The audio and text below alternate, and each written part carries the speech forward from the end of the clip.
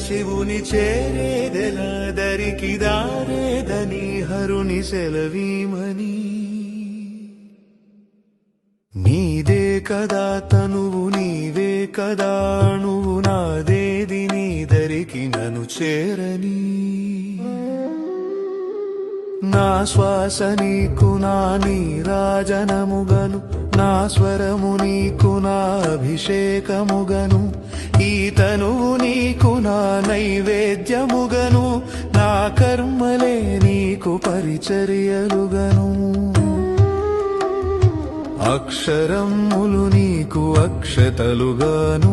పదమాలలను నీకు పూమాలికగను